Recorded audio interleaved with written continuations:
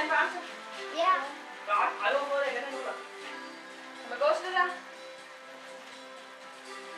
Ja, prøv lige at tage en øverunde, hvor I går med bamsen, så I kan lige øve, hvordan det ser ud.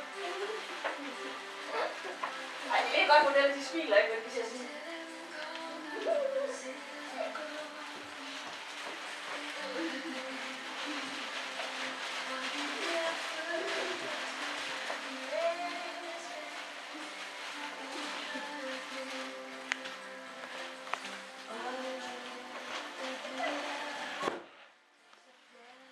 Hun er travlt.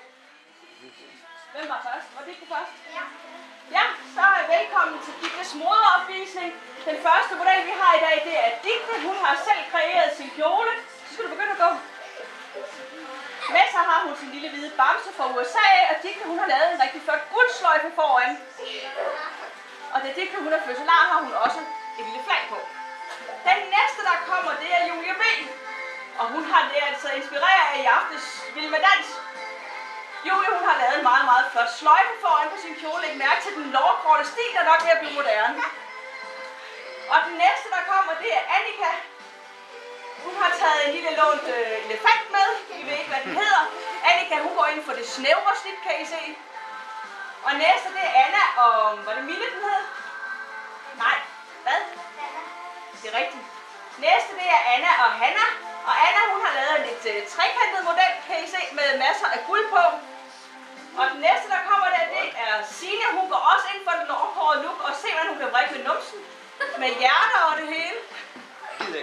Og den næste, der kommer, det er Katja. Hun har taget en lille pony med. Den kommer faktisk også på USA. Og læg venligst mærke til den enormt flot blom Katja, hun har lavet på sit bælte. Og den næste, der kommer, det er Julie. Julie, hun har lavet sig inspirere af forår og sommer. Læg venligst mærke til den enormt flotte blomstjulie, hun har foran på maven. Og Julie, hun har Mille med. Med lidt ødelagte ører, men skidt med det. Og den sidste, der kommer, det er Natasha. Prøv at lægge mærke til en enormt flot sløjfe, Natasha, hun har lavet det op på sit venstre bryst.